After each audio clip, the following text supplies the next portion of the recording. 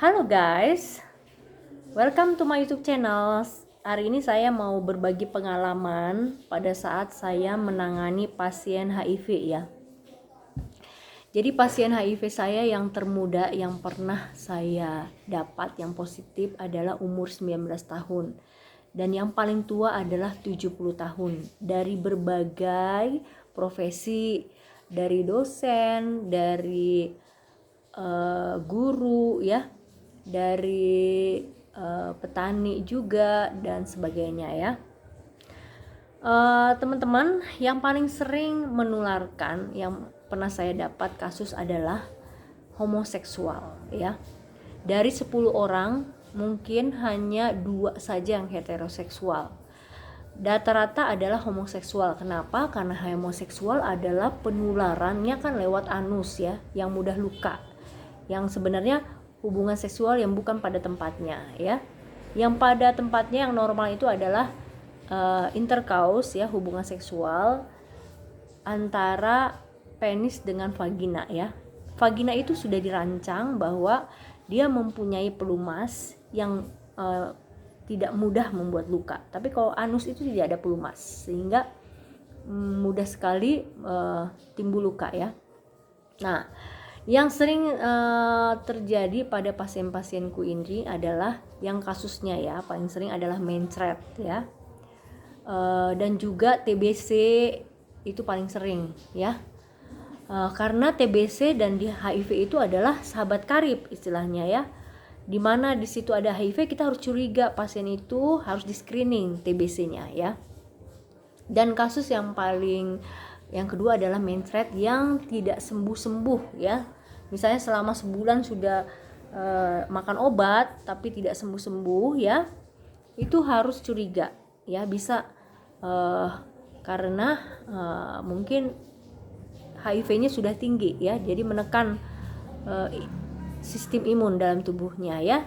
Dan juga paling sering juga jamur di lidahnya ya, jadi kalau dikeluarkan ya ini putih-putih gitu semua ya. Dan berikutnya ada yang paling mungkin jarang ya, tapi ada juga adalah infeksi di otak ya. Infeksi di otak itu biasanya karena toksoplasma.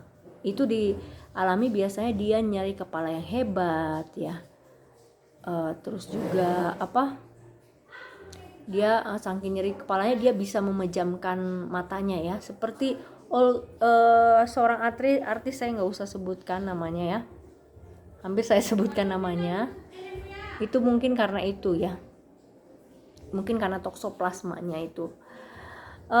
Jadi teman-teman yang sering DM saya ya untuk konsultasi online yaitu adalah ya, penularannya gimana dok ya. Jadi 4E SSE itu ya, kamu harus tonton di YouTube saya ya. Jadi tidak semudah itu guys, HIV itu ditularkan. Jadi harus memenuhi 4 syarat itu ya. Jadi kamu tonton juga di YouTube channel saya itu ya mengenai hal itu ya. Dan yang paling sering yang ditanya adalah oral seks ya. Oral seks itu apakah menularkan atau tidak. Jadi teman-teman, oral seks itu bisa menularkan, tapi kadarnya itu sangat kecil ya. Kecil karena dia tidak bertemu antara cairan vagina dan sperma. Tapi karena ada cairan salah satu dari situ, jadi bisa menularkan juga. Tapi tetap teman-teman, prinsipnya 4 SSE. Misalnya melakukan oral seks ternyata tidak ada virus HIV-nya, di antara keduanya ya tidak akan menular. Atau misalnya virusnya itu kecil ya, virusnya sedikit ya, itu tidak menularkan. Atau misalnya tidak ada luka pada saat melakukan oral seks, itu tidak akan menularkan ya. Jadi sangat jarang sebenarnya kasus seperti itu ya bisa menularkan. Tapi yang paling sering adalah hubungan homoseksual ya. Yang heteroseksual itu rata-rata tidak selalu menimbulkan penularan ya.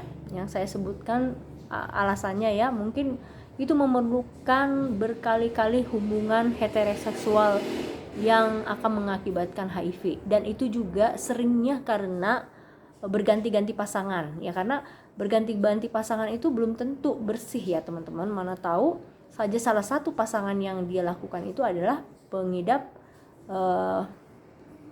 HIV ya. Dan juga teman-teman, orang-orang yang sudah melakukan resiko penularan ya, sebaiknya dicek 3 bulan sesudahnya ya. Kalau misalnya diperiksa di bawah 3 bulan pasti non reaktif ya guys. Jadi jangan langsung parno kalau sudah melakukan hubungan seksual apakah saya positif atau enggak, ya tunggu 3 bulan lagi ya. Kalau kamu sudah terinfeksi HIV, kalau sudah 3 bulan, kalau kamu non reaktif berarti memang tidak kena HIV-nya ya. Tapi kalau misalnya kamu cek sesudah melakukan resiko penularan ya, itu negatif berarti kamu bebas dari HIV.